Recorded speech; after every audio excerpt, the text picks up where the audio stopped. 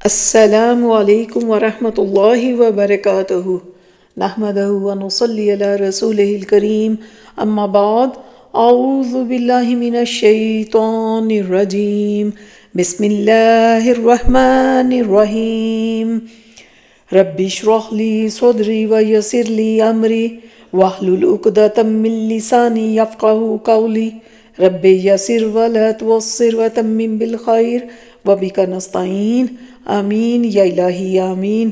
امید ہے آپ سب لوگ خیر سے ہوں گے۔ اللہ کے فضل سے آج ہم 28واں پارہ سٹارٹ کر رہے ہیں۔ 28واں پارہ سورہ المجادلہ سے شروع ہوتا ہے اور سورہ تحریم پر ختم ہوتا ہے۔ سورہ مجادلہ یہ مدنی سورہ ہے، اس میں 22 آیات اور 3 رکوع ہیں۔ اس سورہ کی ایک خاص بات یہ ہے کہ اس کی ہر آیت میں اللہ کا لفظ آتا ہے۔ اس کی آیت 1 سے 22 میں ہے کہ اللہ نے سن لی اس عورت کی بات جو اے نبی صلی اللہ علیہ وسلم آپ سے جھگڑ رہی ہے اپنے شوہر کے بارے میں، اور وہ اللہ سے فریاد کر رہی ہے اور اللہ سن رہا ہے آپ دونوں کے مابین ہونے والی گفتگو۔ یقیناً اللہ سب کچھ سننے والا اور سب کچھ دیکھنے والا ہے۔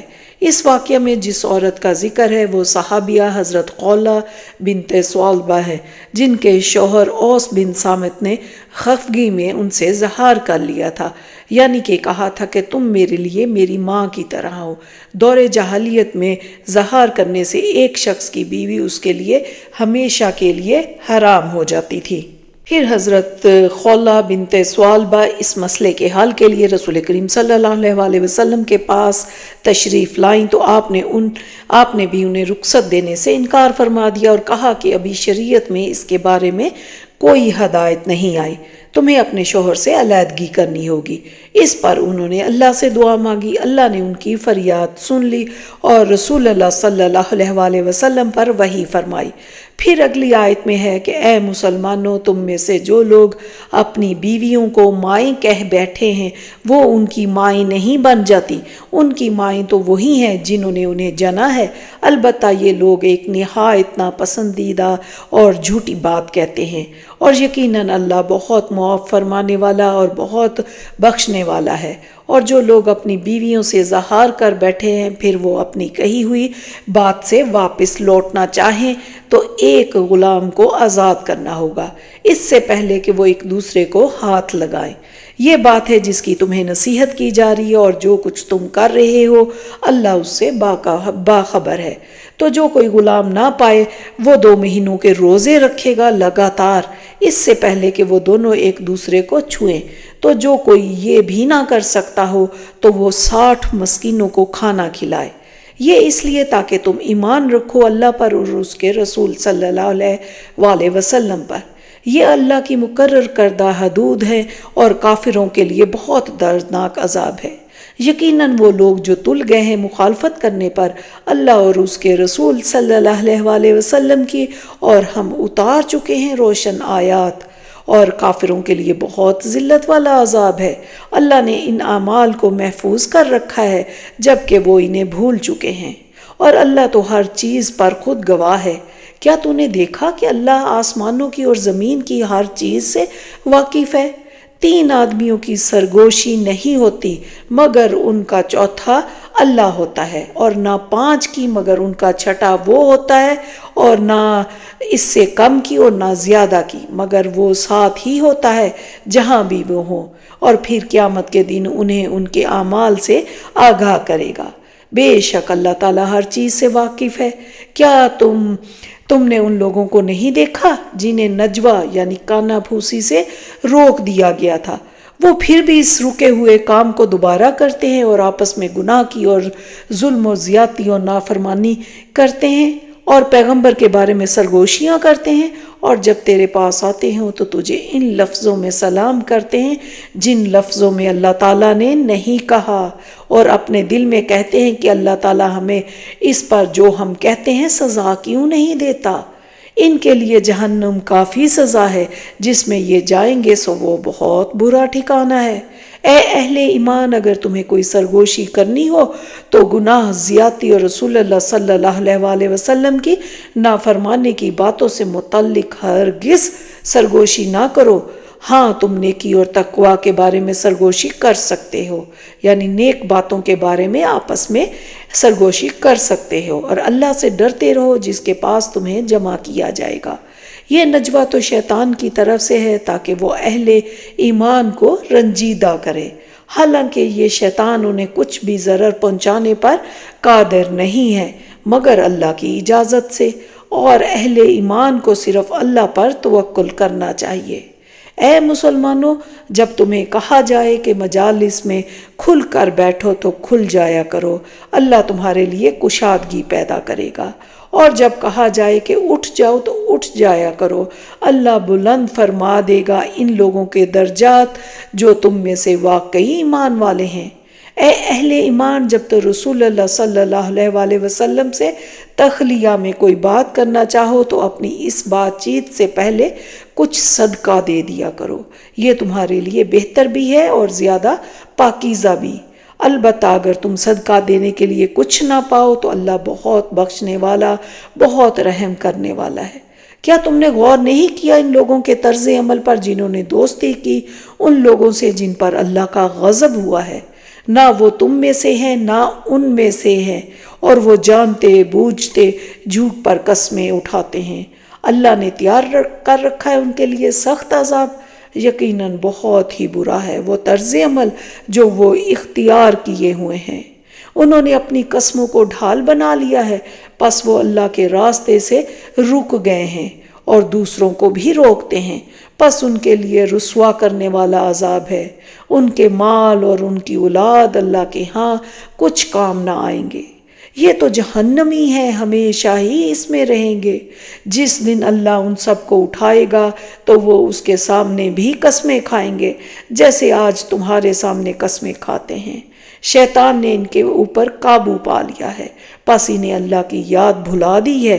یہ لوگ ہیں شیطان کی جماعت، آگاہ ہو جاؤ، شیطان کی جماعت کے لوگ ہی حقیقت میں خسارہ اٹھانے والے ہیں۔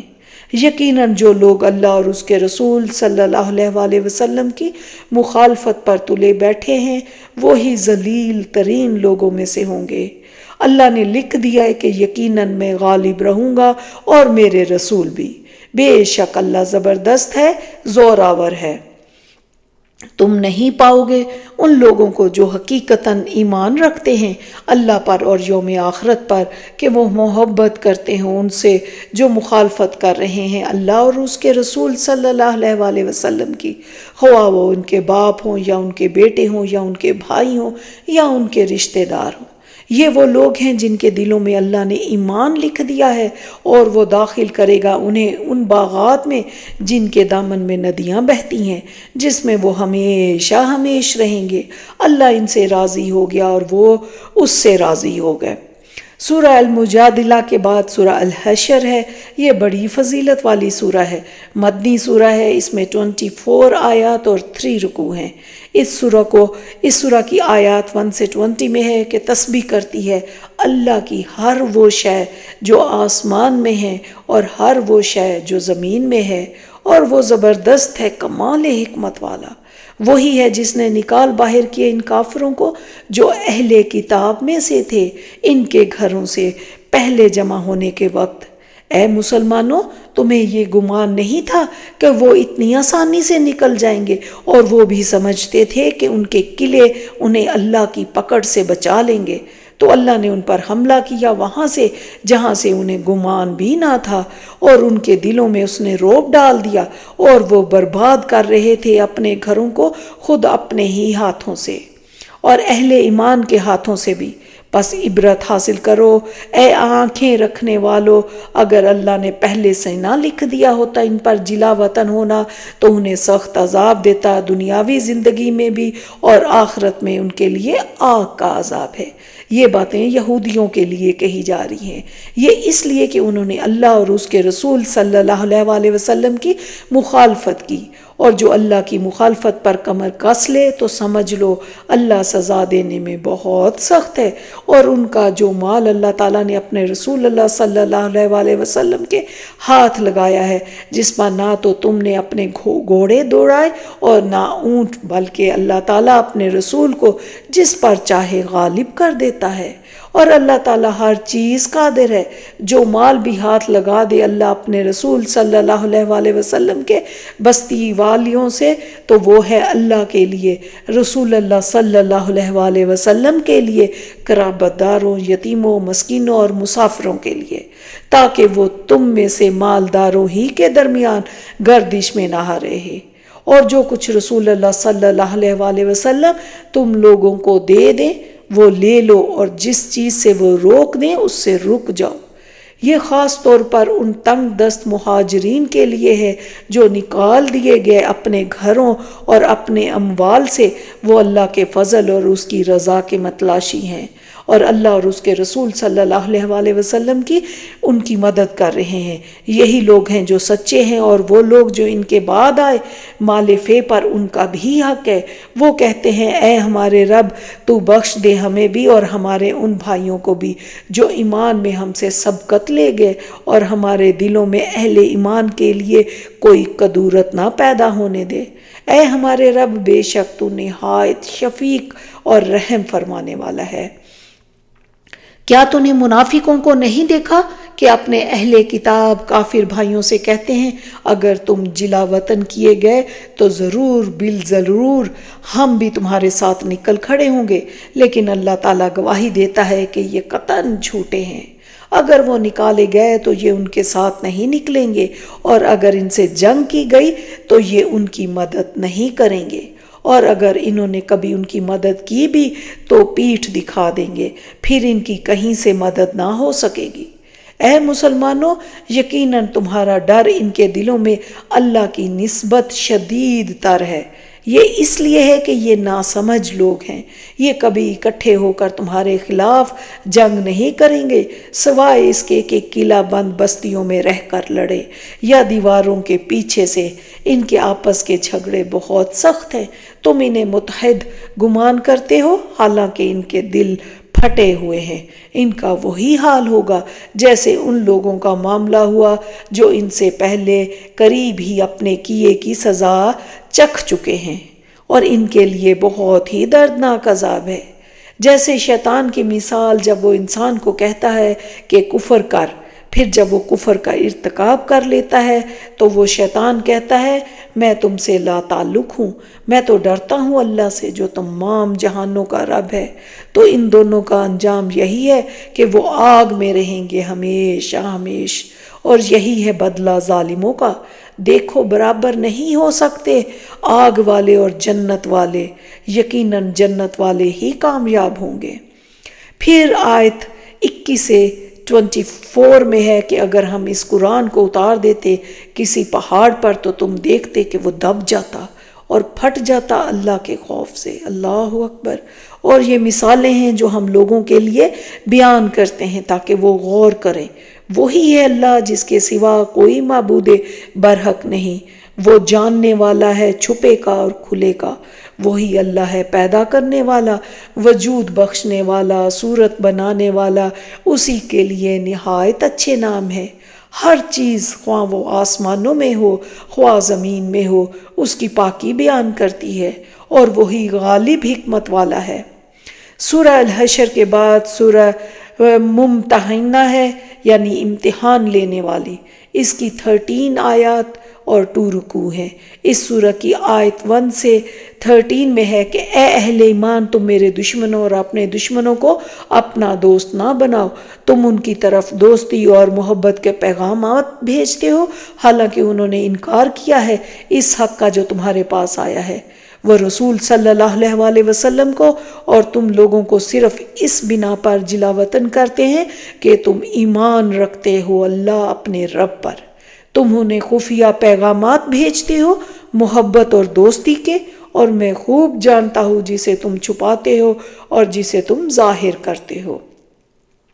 اور جو کوئی بھی تم میں سے یہ کام کرے تو وہ یقیناً سیدھے راستے سے بھٹک گیا۔ گر وہ تمہیں کہیں پا لیں تو وہ تمہارے ساتھ دشمنی کریں گے اور تمہارے طرف بڑھائیں گے وہ اپنے ہاتھ اپنی زبانیں برے ارادے کے ساتھ۔ ان کی شدید خواہش ہوگی کہ تم بھی کافر ہو جاؤ۔ یہ نان مسلم لوگوں کے بارے میں کہا جا رہا ہے، مسلمانوں کو خبردار کیا جا رہا ہے۔ تمہیں ہرگز نفع نہیں پہنچائیں گے تمہارے رحمی رشتے، نہ تمہاری اولادیں قیامت کے دن۔ اللہ فیصلہ کر دے گا تمہارے درمیان۔ تمہارے لیے بہت اچھا نمونہ ہے ابراہیم اور ان کے ساتھیوں کے طرز عمل میں، جب انہوں نے اپنی قوم سے برملا کہہ دیا کہ ہم بالکل بری ہیں تم سے اور ان سے جنہیں تم پوجتے ہو اللہ کے سوا۔ ہم تم سے منکر ہوئے اور اب ہمارے اور تمہارے درمیان عداوت اور بغض کا سلسلہ شروع ہو گیا ہے۔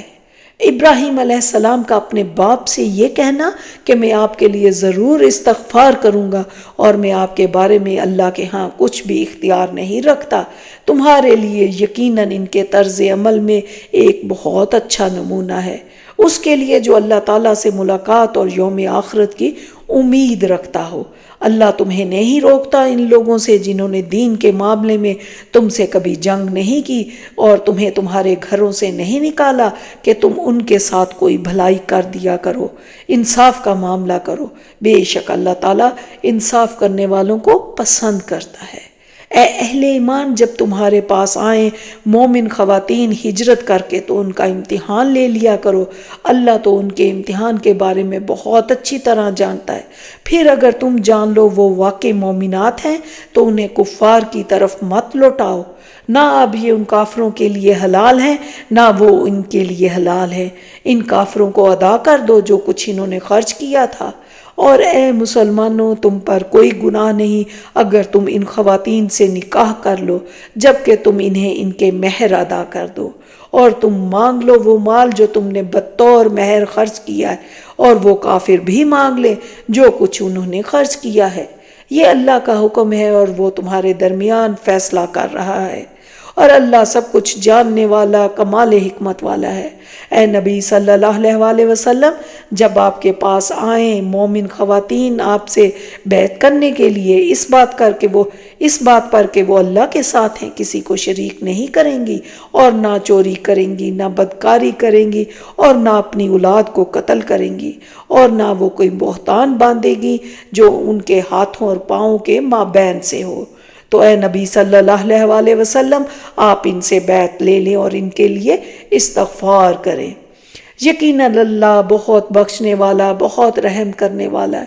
اے اہل ایمان، ان لوگوں کے ساتھ دوستی مت کرو جن پر اللہ کا غضب نازل ہوا ہے، یہ لوگ آخرت سے مایوس ہو چکے ہیں جیسے کہ کفار مایوس ہو چکے ہیں اصحاب قبور میں سے۔ اس کے بعد سورہ الصف ہے، یہ سورہ مدنی ہے، اس میں 14 آیات اور 2 رکوع ہیں۔ اس سورہ کی آیت 1 سے 14 میں ہے کہ تسبیح بیان کرتی ہے اللہ کی ہر وہ شے جو آسمانوں میں ہے اور زمین میں ہے، اور بہت زبردست ہے اللہ کمال حکمت والا۔ اے مسلمانوں، تم کیوں کہتے ہو وہ جو کرتے نہیں ہو؟ تم جو کرتے نہیں اس کا کہنا اللہ تعالیٰ کو سخت ناپسند ہے۔ اللہ کو تو محبوب ہیں وہ بندے جو اس کی راہ میں صفیں باندھ کر جہاد کرتے ہیں، جیسے کہ وہ سیسا پلائی دیوار ہوں۔ اور یاد کرو جب کہ موسیٰ نے اپنی قوم سے کہا، اے میری قوم کے لوگو، تم کیوں مجھے ستا رہے ہو جبکہ تم جانتے ہو کہ میں تمہاری طرف اللہ کا رسول ہوں؟ پھر جب وہ ٹیڑھے ہو گئے تو اللہ نے ان کے دلوں کو ٹیڑھا کر دیا، اور اللہ فاسقوں کو ہدایت نہیں دیتا۔ اور یاد کرو جب عیسیٰ ابن مریم نے کہا، اے بنی اسرائیل، میں اللہ کا رسول ہوں تمہاری طرف، میں تصدیق کرتے ہوئے آیا ہوں اس کی جو میرے سامنے موجود ہے تورات میں سے، اور بشارت دیتا ہوں ایک رسول کی جو میرے بعد آئیں گے اور ان کا نام احمد ہوگا۔ پھر جب وہ عیسیٰ آئے ان کے پاس واضح نشانیوں کے ساتھ تو انہوں نے کہہ دیا کہ یہ تو کھلا جادو ہے، اور وہ اس سے بڑھ کر ظالم کون ہوگا جو اللہ پر جھوٹ تراشے۔ وہ تلے ہوئے ہیں کہ اللہ کے نور کو اپنے منہ کی پھونکوں سے بجھا کر رہیں گے، اور اللہ اپنے نور کو کمال تک پہنچا کے رہے گا، خواہ یہ کافروں کو کتنا ہی ناگوار ہو۔ اے ایمان کے دعوے دارو، کیا میں تمہیں ایسی تجارت کے بارے میں بتاؤں جو تمہیں دردناک عذاب سے چھٹکارا دلا دے؟ وہ یہ کہ تم ایمان لاؤ اللہ اور اس کے رسول صلی اللہ علیہ وآلہ وسلم پر، اور جہاد کرو اللہ کے راستے میں اپنے مالوں اور اپنی جانوں کے ساتھ۔ یہ تمہارے لیے بہتر ہے اگر تم سمجھ رکھتے ہو۔ اللہ تعالیٰ تمہارے گناہ معاف فرما دے گا اور تمہیں ان جنتوں میں پہنچا دے گا جس کے نیچے نہریں جاری ہوں گی اور صاف ستھرے گھروں میں جو جنت عدن میں ہوں گے۔ یہ بہت بڑی کامیابی ہے۔ اے ایمان والو، تم اللہ تعالیٰ کے مددگار بن جاؤ، جس طرح حضرت مریم کے بیٹے حضرت عیسیٰ نے حواریوں سے فرمایا کہ کون ہے جو اللہ کی راہ میں میرا مددگار بنے۔ حواریوں نے کہا ہم اللہ کی راہ میں مددگار ہیں۔ پس بنی اسرائیل میں سے ایک جماعت تو ایمان لائی اور ایک جماعت نے کفر کیا، تو ہم نے مومنوں کی ان کے دشمنوں کے مقابلے میں مدد کی، پس وہ غالب آ گئے۔ اس کے بعد سورہ جمعہ ہے، یہ مدنی سورہ ہے، اس کی 11 آیات اور 2 رکوع ہیں۔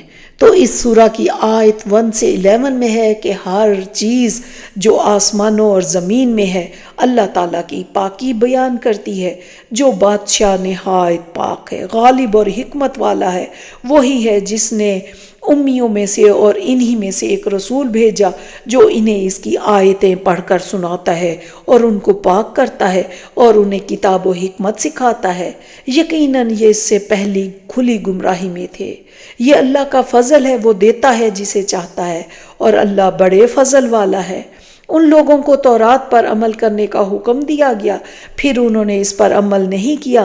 ان کی مثال اس گدھے کی سی ہے جو بہت سی کتابیں لادے ہو۔ اللہ کی باتوں کو جھٹلانے والوں کی بڑی بری مثال ہے، اور اللہ ایسے ظالم قوم کو ہدایت نہیں دیتا۔ کہہ دیجئے کہ اے یہودیو، اگر تمہارا دعویٰ ہے کہ تم اللہ کے دوست ہو دوسرے لوگوں کے سوا، تو تم موت کی تمنا کرو اگر تم سچے ہو۔ یہ کبھی بھی موت کی تمنا نہ کریں گے باوجہ ان اعمال کے جو اپنے آگے اپنے ہاتھوں بھیج رکھے ہیں، اور اللہ ظالموں کو خوب جانتا ہے۔ اے نبی صلی اللہ علیہ وآلہ وسلم، آپ کہہ دیجئے وہ موت جس سے تم بھاگتے ہو وہ تم سے ملاقات کر کے رہے گی۔ اے ایمان والو، جب تمہیں پکارا جائے نماز کے لیے جمعہ کے دن، تو دوڑو اللہ کے ذکر کی طرف اور کاروبار چھوڑ دو، یہی تمہارے لیے بہتر ہے۔ اگر تم علم رکھتے ہو، پھر جب نماز پوری ہو چکے تو زمین میں منتشر ہو جاؤ اور اللہ کا فضل تلاش کرو، اور اللہ کو یاد کرو کثرت سے تاکہ تم فلاح پاؤ۔ اور جب انہوں نے دیکھا تجارت کا معاملہ یا کوئی کھیل تماشا تو اس کی طرف چل دیے، اور آپ صلی اللہ علیہ وآلہ وسلم کو کھڑا چھوڑ دیا۔ اے نبی صلی اللہ علیہ وآلہ وسلم، آپ کہہ دیجئے جو کچھ اللہ کے پاس ہے وہ کہیں بہتر ہے کھیل کود اور تجارت سے، اور اللہ بہترین رزق عطا کرنے والا ہے۔ سورہ جمعہ کے بعد سورہ المنافقون ہے، یہ مدنی سورہ ہے، اس میں 11 آیات اور 2 رکوع ہیں۔ اس سورہ میں منافقت کا بیان ہے، اور پھر اس سورہ کی آیت 1 سے 11 میں ہے کہ اے نبی صلی اللہ علیہ وآلہ وسلم، جب منافق آپ کے پاس آتے ہیں تو کہتے ہیں ہم گواہی دیتے ہیں کہ بے شک آپ اللہ کے رسول ہیں، اور اللہ جانتا ہے کہ یقیناً آپ اس کے رسول ہیں، اور اللہ کو گواہی دیتا ہے کہ یہ منافقین یقیناً جھوٹے ہیں۔ انہوں نے اپنی قسموں کو ڈھال بنا رکھا ہے اور یہ اللہ کے راستے سے رک گئے ہیں۔ بہت ہی برا کام ہے جو یہ لوگ کر رہے ہیں، یہ اس سبب سے کہ یہ ایمان لا کر پھر کافر ہو گئے، پس ان کے دلوں پر مہر کر دی گئی ہے۔ اب یہ نہیں سمجھتے، اور جب ان سے کہا جاتا ہے کہ آؤ اپنی غلطی مان لو تاکہ اللہ کے رسول صلی اللہ علیہ وآلہ وسلم تمہارے لیے استغفار کریں، اور آپ انہیں دیکھتے ہیں کہ وہ رک جاتے ہیں تکبر کرتے ہوئے۔ اللہ اکبر۔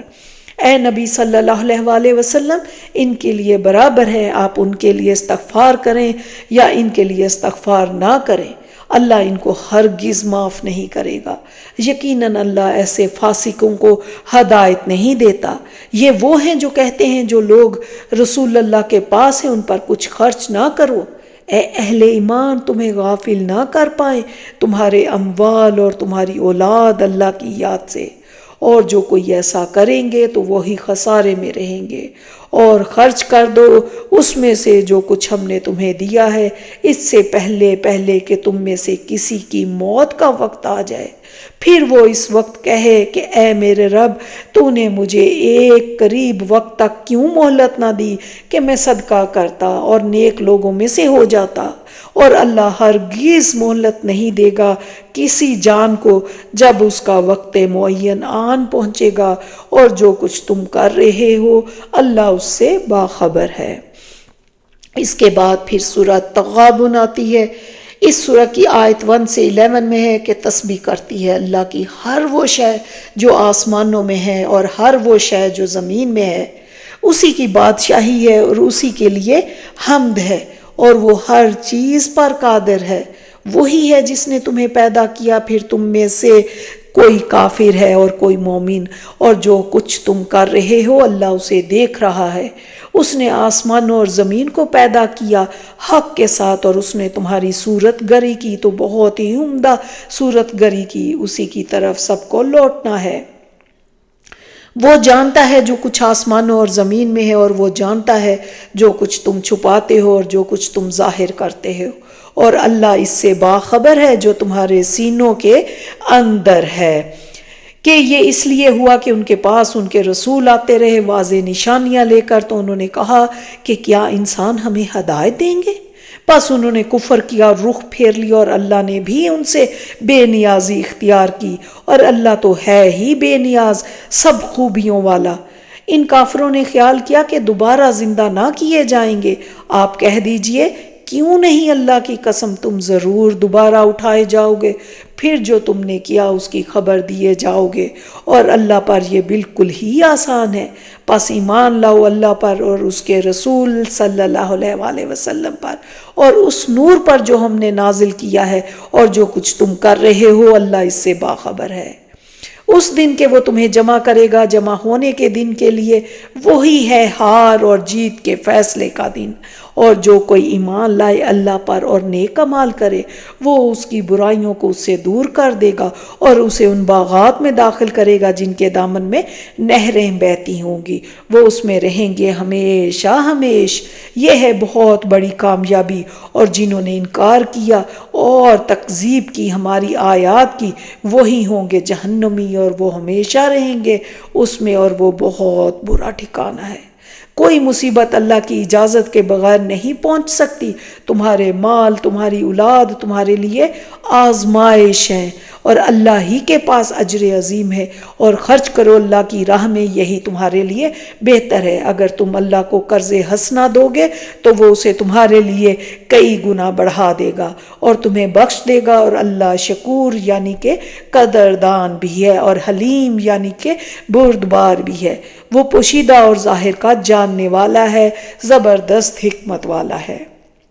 اس کے بعد سورہ طلاق ہے، یہ مدنی سورہ ہے، اس میں 12 آیات اور 2 رکوع ہیں۔ اس سورہ کی آیات میں ہے کہ اے نبی صلی اللہ علیہ وآلہ وسلم، جب آپ لوگ اپنی عورتوں کو طلاق دو تو ان کی عدت کے حساب سے طلاق دو، اور عدت کا پورا لحاظ رکھو، اور اللہ کا تقوی اختیار کرو جو تمہارا رب ہے، اور انہیں مت نکال باہر کرو ان کے گھروں سے، اور خود بھی نہ نکلیں سوائے اس کے کہ وہ ارتکاب کریں کسی کھلی بے حیائی کا، اور یہ اللہ کی حدود ہیں، اور جو کوئی اللہ کی حدود سے تجاوز کرے گا تو اس نے اپنی ہی جان پر ظلم کیا۔ تمہیں نہیں معلوم شاید اس کے بعد اللہ کوئی نئی صورت پیدا کر دے، اور جو کوئی اللہ پر توکل کرتا ہے تو اس کے لیے وہ کافی ہے۔ اللہ تو یقیناً اپنا کام پورا کر کے ہی رہتا ہے۔ اللہ نے ہر چیز کے لیے ایک اندازہ مقرر کر رکھا ہے، اور یہ کہ بوڑھی عورت کی عدت 3 ماہ ہے، جبکہ عام عورت کی عدت 3 حیض، نیز حاملہ کی عدت وضع حمل ہے۔ اور تقوی اختیار کرنے کے فوائد کا بھی ذکر کیا کہ جو تقوی کو اختیار کرتا ہے اللہ اس کی تنگیوں کو دور فرماتے ہیں، اور اسے ایسی جگہ سے رزق عطا ہونے کی سبیل بناتے ہیں جہاں کا اسے گمان بھی نہیں ہوتا، اور جس کو طلاق دی ہے اس کا نفقہ اور رہائش کا انتظام دوران عدت شوہر کے ذمہ ہے۔ پھر اگر تمہارے کہنے سے وہی دودھ پلائیں اپنے بچوں کو تو تم انہیں ان کی اجرت دے دو۔ اس صورت میں اللہ نے 4 بار تقوی کا ذکر فرمایا، جس سے اشارہ ہے کہ طلاق دیتے وقت خاندان کو بکھیرتے ہوئے اللہ کا خوف دل میں رکھو۔ نافرمانوں کا برا انجام ہے۔ ہم قرآن کو سمجھنے کے لیے سنت کے محتاج ہیں، یعنی قرآن اور سنت کو ملا کر ہی ہدایت حاصل کی جا سکتی ہے۔ اور اس کے آخر میں ہے کہ جس طرح 7 آسمان ہیں اسی طرح 7 زمینیں بھی ہیں، اور ان کے درمیان اللہ کا حکم نازل ہوتا ہے تاکہ تم یقین رکھو کہ اللہ ہر چیز پر قادر ہے، اور یہ کہ اللہ نے اپنے علم سے ہر شے کا احاطہ کیا ہوا ہے۔ اس کے بعد سورہ التحریم آتی ہے۔ یہ مدنی سورہ ہے، اس میں 12 آیات اور 1 رکوع ہے۔ اس سورہ میں خاندانی زندگی کے بارے میں ہدایات ہے۔ اس سورہ کی آیات میں ہے کہ رسول اللہ سے ارشاد ہے کہ جو چیزیں آپ کے لیے حلال ہیں ان کو حرام نہ کیجیے۔ آپ نے بعض ازواج کی دل جوئی کے لیے ایک خاص قسم کے شہد کو نہ کھانے کی قسم کھا لی تھی۔ اللہ نے تمہارے لیے اپنی قسموں کو کھولنے کا طریقہ مقرر کر دیا ہے، اور اللہ تمہارا مددگار ہے، وہ سب کچھ جاننے والا، کمال حکمت والا ہے۔ اور جب نبی صلی اللہ علیہ وسلم نے رازداری سے اپنی کسی زوجہ کو ایک بات بتائی تو جب اس نے اس کو ظاہر کر دیا، اللہ نے اس بارے میں نبی صلی اللہ علیہ وسلم کو اطلاع دے دی، تو نبی صلی اللہ علیہ وسلم نے اس پر کسی حد تک اس بیوی کو خبردار کیا اور کسی حد تک اس سے چشم پوشی کی۔ تو جب آپ صلی اللہ علیہ وسلم نے اسے یہ خبر دی تو اس نے کہا آپ صلی اللہ علیہ وسلم کو یہ کس نے بتایا؟ تو آپ صلی اللہ علیہ وسلم نے کہا کہ مجھے اس نے بتایا جو العلیم ہے اور الخبیر ہے۔ اے نبی کی بیویوں، اگر تم دونوں اللہ کی جناب میں توبہ کرو تو یہی تمہارے لیے بہتر ہے، کیونکہ تمہارے دل تو مائل ہو ہی چکے ہیں۔ اگر تم دونوں نے ان کے خلاف گٹھ جوڑ کر لیا ہے، ان صلی اللہ علیہ وسلم کی پشت پناہ تو خود اللہ ہے، اور جبرائیل علیہ السلام اور تمام صالح مومنین اور اس کے علاوہ تمام فرشتے بھی ان صلی اللہ علیہ وسلم کے مددگار ہیں۔ اور اگر نبی پاک صلی اللہ علیہ وسلم نے تمہیں طلاق دے دی تو بہت جلد انہیں ان کا رب تمہارے بدلے تم سے بہتر بیویاں عنایت فرمائے گا، جو اسلام والیاں، ایمان والیاں، اللہ کے حضور جھکنے والیاں، توبہ کرنے والیاں، عبادت بجا لانے والیاں، روزے رکھنے والیاں ہوں گی، بیوہ اور کنواریاں۔ اس کے بعد اللہ پاک نے کامیابی کو ایمان اور عمل سے مشروط ارشاد کیا ہے۔ انشاءاللہ ہم جیسے ہی یہ دورہ قرآن ختم ہوگا تو اس کے بعد تفصیل سے تفسیر قرآن پاک کی شروع کریں گے، تو آپ کو ان تمام آیات کا پوری طرح سے پھر علم ہو جائے گا۔ اور اہل ایمان کو حکم دیا ہے کہ وہ خود اور اپنے گھر والوں کو جہنم کی آگ سے بچائیں، اور اے نبی صلی اللہ علیہ وسلم جہاد کیجئے کافروں سے بھی اور منافقوں سے بھی، اور ان پر سختی کیجئے، ان کا ٹھکانہ جہنم ہے اور وہ بہت برا ٹھکانہ ہے۔ پھر اللہ نے ازواج مطہرات اور اہل ایمان کو حضرت نوح اور حضرت لوط علیہ السلام کی بیویوں کا حوالہ دیا کہ وہ نبیوں کی رفاقت میں رہ کر بھی اپنی بد عملی کی وجہ سے ناکام ہو گئیں، اور ان کے مقابلے میں فرعون کی بیوی آسیہ کامیاب رہی، جنہوں نے اللہ کی بندگی کو اختیار کیا اور اپنے اخلاق اور کردار کو ہر طرح کی آلودگی سے بچا لیا۔ اور عمران کی بیٹی مریم جس نے اپنے ناموس کی حفاظت کی تو ہم نے اس میں اپنی روح میں سے پھونکا، اور اس نے تصدیق کی اپنے رب کی تمام باتوں کی، اور وہ بہت ہی فرمانبرداروں میں سے تھی۔ یہاں پر 28واں پارہ مکمل ہوتا ہے، اور اب ہم غور و فکر اور عمل کے کچھ پوائنٹس دیکھ لیتے ہیں۔ سورہ المجادلہ آیت 1 میں ہے کہ قد سمع اللہ قول التی تجادلک فی زوجہا، کہ اللہ نے سن لی اس عورت کی بات جو اے نبی صلی اللہ علیہ وسلم آپ سے جھگڑ رہی ہے اپنے شوہر کے بارے میں۔ یہ خولہ بنت ثعلبہ نبی کریم صلی اللہ علیہ وسلم سے اپنے شوہر کے زہار کی شکایت کی۔ اللہ نے ان کی بات سن لی۔ اللہ سب کی سنتا ہے، آہستہ سے کی جانے والی سرگوشیاں تک سن لیتا ہے۔ پھر اس کے بعد سرگوشی کے آداب میں آیت 8 میں ہے کہ کیا تم نے دیکھا نہیں ان لوگوں کو جنہیں منع کیا گیا تھا نجوہ سے، یعنی کانا پھوسی سے، پھر وہ دوبارہ کر رہے ہیں اسی شے کو جس سے انہیں منع کیا گیا تھا، اور وہ سرگوشیاں کرتے ہیں گناہ، زیادتی اور رسول اللہ صلی اللہ علیہ وآلہ وسلم کی نافرمانی سے متعلق۔ یہاں سرگوشی کرنے والوں کی تعداد بطور مثال بیان کی گئی ہے۔ انسان اپنے دل میں بھی جو باتیں کرتا ہے اللہ اس سے بھی واقف ہوتا ہے۔ کوئی شخص کہیں بھی اللہ سے چھپ نہیں سکتا۔ اللہ تعالیٰ کا علم ہر چیز کو گھیرے میں لیا ہوا ہے، لہٰذا یاد رکھیں انسان کو سرگوشیاں کرتے ہوئے محتاط رہنا چاہیے۔ زور سے کہی ہوئی بات تو لکھی جاتی ہے، لیکن سرگوشیاں بھی لکھی جاتی ہے، تو چپ کے کانوں میں باتیں نہیں کرنی چاہیے، خاص طور پر محفل کے اندر۔ اس سے دوسروں کو تجسس ہو جاتا ہے، کہیں کہ ان کے بارے میں کوئی بات نہ کہی جا رہی ہو۔ ایک حدیث میں رسول پاک صلی اللہ علیہ وآلہ وسلم نے فرمایا، جب 3 شخص موجود ہوں تو ایک کو چھوڑ کر 2 آدمی آپس میں سرگوشی نہ کریں، کیونکہ یہ بات تیسرے آدمی کو غمگین کر سکتی ہے۔ البتہ اگر 4 آدمی ہو تو 2 کو بات کرنے کی ضرورت ہو تو وہ کر سکتے ہیں۔ پھر آیت 22 میں ہے کہ لا تجدوا قوما یؤمنون باللہ والیوم الآخر یودون من حاد اللہ ورسولہ میں ہے کہ سچا مومن کسی ایسے شخص سے دوستی نہیں کرتا جو اللہ اور اس کے رسول کی مخالفت کرے۔ تو یاد رکھیں کہ یہ 2 متضاد چیزیں ہو جائیں گی، کہ ایک تو آپ کہتے ہیں کہ ہم اللہ اور اس کے رسول کا کہا مانتے، اور دوسری طرف جو ان کی مخالفت کرتے ہیں ان کے پاس بیٹھے ان سے دوستیاں کریں۔ نہیں، یہ اللہ کو سخت ناپسند ہے۔ پھر سورہ الحشر کی آیت 7 میں ہے کہ جو کچھ رسول اللہ صلی اللہ علیہ وآلہ وسلم تم لوگوں کو دے دیں وہ لے لو، اور جس چیز سے روک دیں اس سے رک جاؤ۔ تو عمل والی بات یہ ہے کہ حدیث اور سنت کو لازمی پکڑنے کا حکم ہے، مضبوطی سے تھامنا ہی اختلافات کا حل ہے۔ پھر آیت 9 میں ہے کہ جو کوئی بھی بچا لیا گیا اپنے نفس کے لالچ سے تو وہی لوگ ہیں فلاح پانے والے۔ صحیح مسلم کی حدیث 2578 میں ہے کہ بخل سے بچو، تم سے پہلے گزرے ہوئے لوگ اسی سے ہلاک ہوئے ہیں۔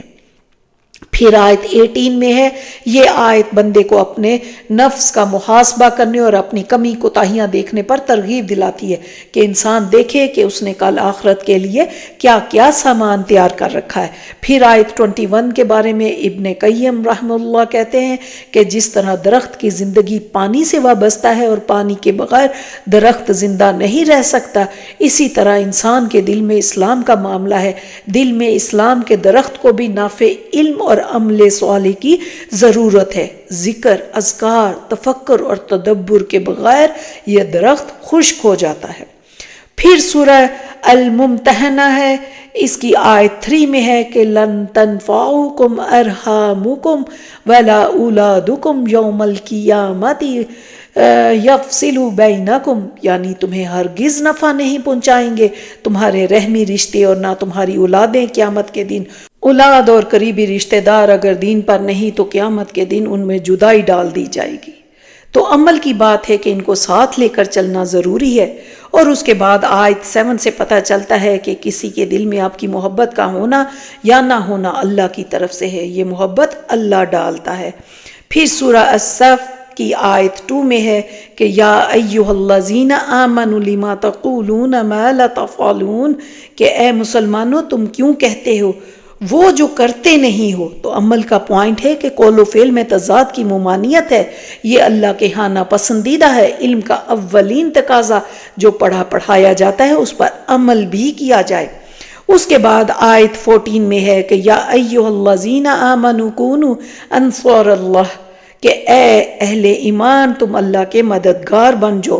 پھر سورہ جمعہ آتی ہے کہ نبی کریم صلی اللہ علیہ وآلہ وسلم جمعہ کی نماز میں سورہ جمعہ اور سورہ المنافقون پڑھا کرتے تھے۔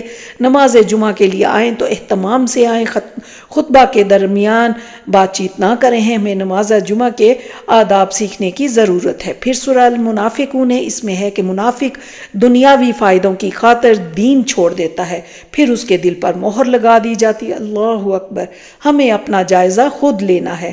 اس کے بعد آیت 9 میں ہے کہ اے اہل ایمان تمہیں غافل نہ کر پائیں تمہارے اموال اور تمہاری اولاد اللہ کی یاد سے، اور جو کوئی ایسا کریں گے تو وہی خسارے میں رہیں گے۔ انسان انسان کے اندر ان دو چیزوں کی محبت شدید ہوتی ہے، مال اور اولاد میں مشغولیت اگر اللہ کا ذکر بھلا دے تو یہ بڑا خسارہ ہے۔ پھر آیت 10 میں ہے کہ خرچ کر دو اس میں سے جو کچھ ہم نے تمہیں دیا اس سے پہلے کہ تم میں سے کسی کی موت کا وقت آ جائے، کیونکہ موت کے وقت انسان کی تمنا ہوگی کہ کاش میں واپس جاؤں اور کچھ صدقہ کر سکوں۔ پھر سورۃ تغابن ہے، اس میں ہے کہ جو اللہ کی تقدیر کے فیصلوں پر راضی ہو جاتا ہے سمجھے کہ اس کو بہت بڑی نعمت مل گئی۔ اور آیت 10 میں ہے کہ اگر تم معاف کر دیا کرو اور چشم پوشی سے کام لو اور بخش دیا کرو تو اللہ بہت بخشنے والا نہایت مہربان ہے۔ تو یاد رکھیں کہ عفو اور درگزر کرنا اور معاف کرنا زندگی کی گاڑی چلانے کا فیول ہے۔ اور اس کے بعد آیت 16 میں ہے کہ پس جہاں تک تم سے ہو سکے اللہ سے ڈرتے رہو اور سنو اور اطاعت کرو۔ تو ذہن میں رکھیں کہ اللہ سے ڈرو جتنی تم میں استطاعت ہے، اللہ کسی نفس پر اس کی جان سے بڑھ کر بوجھ نہیں ڈالتا۔ پھر سورۃ طلاق آتی ہے، اس میں ہے کہ تقوی اختیار کرو یعنی اللہ سے ڈرتے رہو۔ پھر تقوی کے بہت سارے فائدے اس صورت میں آئے ہیں کہ عورتوں کو طلاق کے بعد انہیں مت نکالو ان کے گھروں سے۔ پھر تقوی والے کو اللہ اسے وہاں سے رزق دے گا جہاں سے اسے گمان بھی ہوگا، اور جو کوئی اللہ کا تقوی اختیار کرتا ہے وہ اس کے کاموں میں آسانی پیدا کر دیتا ہے۔ پھر جو اللہ کا ڈر اختیار کرتا ہے وہ اس کی برائیوں کو اس سے دور کر دے گا۔ یہ ان ساری باتوں میں غور و فکر کی ضرورت ہے۔ پھر سورۃ تحریم آتی ہے، اس میں ہے کہ اگر کسی ایسے کام پر قسم کھا لے جو ناجائز نہ ہو تو اس کا کفارہ دے کر قسم کو توڑ دیں۔ ہماری نہایت اہم ذمہ داری کہ صرف خود کو ہی نہیں اپنے اہل عیال کو بھی جہنم کی آگ سے بچانا ہے اور خود کو ان کو دین سے جوڑنا ہے۔ اس کے بعد پھر آتا ہے کہ یا ایھا الذین آمنوا توبوا الی اللہ توبۃ نصوحا عسیٰ ربکم ان یکفر عنکم سیئاتکم، کہ اے اہل ایمان اللہ کے حضور خالص سچی توبہ کرو اور خالص توبہ امید ہے تمہارا رب تم سے تمہاری برائیوں کو دور کر دے گا۔ تو توبہ نصوح برائیوں کو مٹانے اور جنت میں داخلے کا ذریعہ بن سکتی ہے۔ پھر آیت 8 میں ہے کہ اے ہمارے رب ہمارے لیے ہمارے نور کو کامل کر دے اور تو ہمیں بخش دے، یقیناً تو ہر شے پر قادر ہے۔ آخر میں رب تعالیٰ سے دعا ہے کہ ہم سب کو قرآن پڑھنے، سمجھنے اور عمل کی توفیق دے۔ ربنا تقبل منا انک انت السمیع العلیم وتب علینا انک انت التواب الرحیم۔ السلام علیکم ورحمۃ اللہ وبرکاتہ۔